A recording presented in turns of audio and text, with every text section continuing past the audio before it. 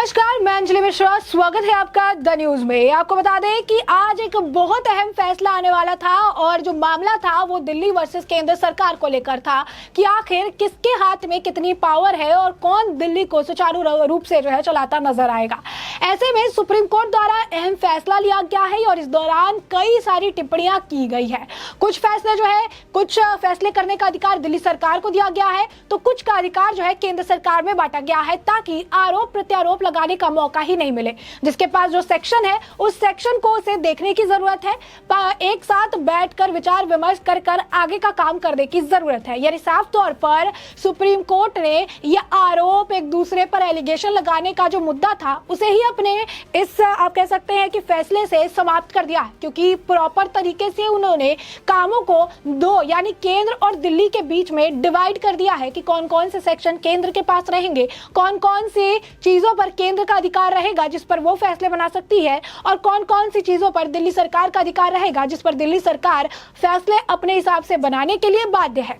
ऐसे में पूरा मामला क्या है, किस तरीके से ये फैसला कोर्ट में आया और कोर्ट द्वारा इस फैसले को लेकर क्या क्या टिप्पणी की गई, साथ ही साथ दिल्ली सरकार के खाते में कौन कौन से आप कह सकते हैं कि अधिकार क्षेत्र में उनके चीजें आई है और केंद्र सरकार के पास क्या कुछ आया है, विस्तार से इस फैसले के साथ हम आपको समझाएंगे। बता दें आपको कि दिल्ली सरकार बनाम उपराज्यपाल के इस मामले में अफसरों के ट्रांसफर पोस्टिंग करने का अधिकार को लेकर सुप्रीम कोर्ट ने अपने फैसले में कहा है कि अफसरों के ट्रांसफर और पोस्टिंग पर दिल्ली सरकार का अधिकार है, यानी केजरीवाल का अधिकार है। ये दिल्ली सरकार की जो है काम है। हालांकि सुप्रीम कोर्ट ने कहा कि दिल्ली में कानून व्यवस्था, पब्लिक ऑर्डर, जमीन से जुड़े मुद्दे और पुलिस पर केंद्र का जो है अधिकार है।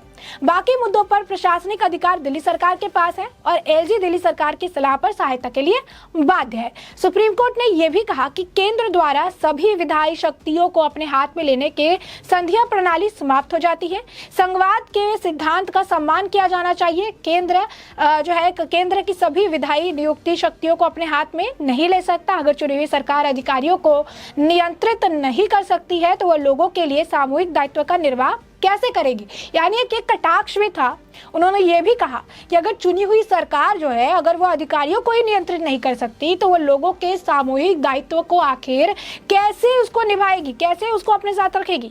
अफसरों की ट्रांसफर पोस्टिंग पर दिल्ली सरकार का जो है अधिकार है।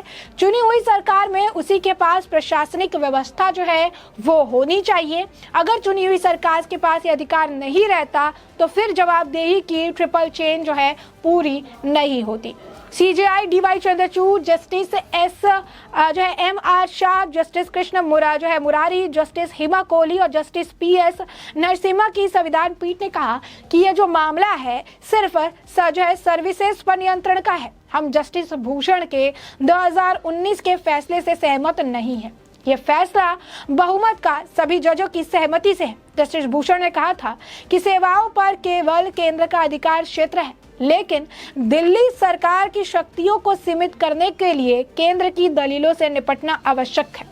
अनुच्छेद 239A व्यापक सुरक्षा प्रदान करता है। संसद के पास तीसरी अनुसूची में किसी भी विषय पर कानून बनाने की पूर्ण शक्ति है। यदि केंद्र और राज्य के कानून के बीच विरोध होता है तो केंद्र कानून प्रबल होगा। सुप्रीम कोर्ट ने कहा कि संघीय संविधान में दोहरी जो है पोलाइटी है, वह द पीपल द्वारा चुनी गई सरकार के दोहरे सेट जनता की इच्छा का प्रतिबंध है। दिल्ली एक पूर्ण राज्य है, लेकिन विधानसभा को सूची जो है 2 और 3 के तहत विषयों पर अधिकार प्रदान किया गया है। लोकतांत्रिक तरीके से चुनी गई सरकार दिल्ली की जनता के प्रति जो है जवाबदेह है। निर्वाचित सरकार के पास लोगों की इच्छा को लागू करने की शक्ति जो है होनी चाहिए और केंद्र द्वारा सभी विधायी शक्तियों को अपने हाथ में लेने से संधिया प्रणाली जो है समाप्त हो जाती है। संघवाद के सिद्धांत का सम्मान किया जाना चाहिए। केंद्र सभी विधायी नियुक्ति शक्तियों को अपने हाथ में नहीं ले सकता है। अगर चुनी हुई सरकार अधिकारियों को नियंत्रित नहीं कर सकती है तो वह लोगों के लिए सामूहिक दायित्व का निर्वाह आखिर कैसे करेगी। दिल्ली में प्रशासनिक सेवाएं किसके नियंत्रण में होगी, यह काफी समय से ये सवाल जो है ये उठ रहा था और इसी सवाल को लेकर जो है कोर्ट में इसे लेकर जाया गया। तो इस पर सुप्रीम कोर्ट ने 2 जजों के बेंच ने 14 फरवरी 2019 को एक फैसला दिया, लेकिन उसमें दोनों जजों का मत अलग था। लिहाजा फैसले के लिए 3 जजों की जो बेंच है उसे गठित करने के लिए मामले को चीफ जस्टिस को रेफर कर दिया गया था। इसी बीच केंद्र ने दलील दी थी कि मामले को और बड़ी बेंच को भेजा जाए। 4 जुलाई 2018 को सुप्रीम कोर्ट ने केंद्र बनाम दिल्ली विवाद के कई मसलों पर फैसला दिया था, लेकिन सर्विसेज यानी अधिकारियों पर नियंत्रण जैसे कुछ मुद्दों को आगे की सुनवाई के लिए छोड़ दिया था। दिल्ली सरकार ने दलील दी थी कि 2018 में सुप्रीम कोर्ट की संविधान पीठ कह चुकी है कि भूमि और पुलिस जैसे कुछ मामलों को छोड़कर बाकी सभी मामलों में दिल्ली की चुनी हुई सरकार की सर्वोच्चता जो है रहेगी। तो ऐसे में सुप्रीम कोर्ट का ये फैसला रहा। सुप्रीम कोर्ट ने अपने हिसाब से जो है कई सारी चीज़ें दी और एक डिवीजन जो है उन्होंने कर दिया, कौन कौन से काम केंद्र करेगी, कौन कौन से काम दिल्ली की सरकार द्वारा किए जाएंगे, कौन कौन से केजरीवाल के अधिकार क्षेत्र में आएंगे, कौन कौन से काम एलजी के क्षेत्र में आएंगे, किस तरीके से किसके ऊपर किसका कंट्रोल रहेगा। ये सारी चीज़ें उन्होंने अपने फैसले के तहत काफ़ी हद तक क्लियर कर दी। इस फैसले के आने के बाद कपिल मिश्रा जो है बीजेपी नेता, उन्होंने अपनी तरफ से ट्वीट करके इसका स्वागत भी किया। इस फैसले का क्या लिखा है उन्होंने ये भी विस्तार से समझिए। कपिल मिश्रा ने 2 ट्वीट किए। उन्होंने पहले लिखा, सुप्रीम कोर्ट के आदेश का एक पक्ष ये भी है कि भारत की संसद सीधे कानून बनाकर दिल्ली विधानसभा की शक्तियों को निर्धारित करने का काम कभी भी कर सकती है।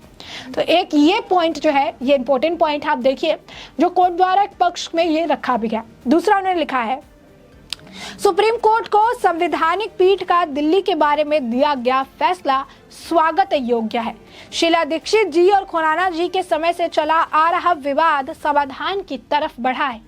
आशा है इस निर्णय के बाद रोज रोज की बयानबाजी और आरोप प्रत्यारोप जो है वो बंद होंगे, दिल्ली की जनता के लिए काम किए जाएंगे तथा राष्ट्रीय राजधानी की गरिमा को कम करने का प्रयास जो है वो बंद होंगे।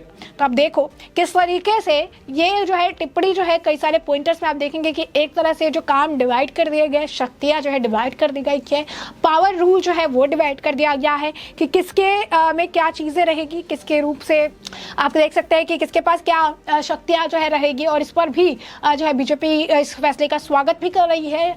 कपिल मिश्रा ने भी कहा है कि काफ़ी हद तक एक तरह से आरोप प्रत्यारोप जो हमेशा लगता रहता था कि केंद्र ने ये नहीं किया, केंद्र ने वो नहीं किया, केंद्र को देखना चाहिए, केंद्र के अधिकारियों में डिफॉल्ट है।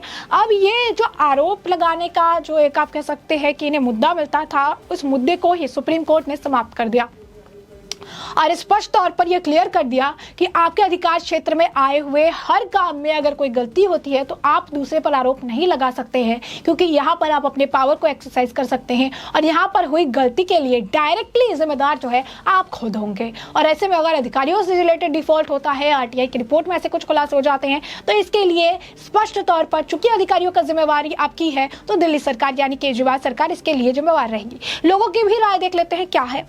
आपको बता दें कि एक व्यक्ति ने लिखा है कि दिल्ली की विधानसभा स्थायी रूप से भंग कर देनी चाहिए। दिल्ली देश का राजधानी है या पूर्ण रूप से केंद्र शासित प्रदेश घोषित हो और पश्चिम बंगाल, पंजाब, केरल, मणिपुर के वर्तमान हालातों को देखते हुए यहाँ 3-3 साल के राष्ट्रपति शासन भी लगाना चाहिए। तो स्पष्ट तौर पर देखेंगे तो लोगों की भी सुप्रीम कोर्ट के फैसले पर अलग अलग राय जो है वो देखने के लिए मिल रही है। किसी का यही मानना है कि सुप्रीम कोर्ट का ये फैसला अहम है और कहीं ना कहीं इस फैसले से कई सारी चीजें आज के वक्त में स्पष्ट हो चुकी है। ऐसे में हमने आपको ये पूरा मामला बड़े विस्तार से बताया कि पूरा मामला क्या है और अब इस पूरे मामले पर आपकी भी जो राय हो हमें कमेंट सेक्शन में कमेंट करके जरूर साझा करिएगा। धन्यवाद।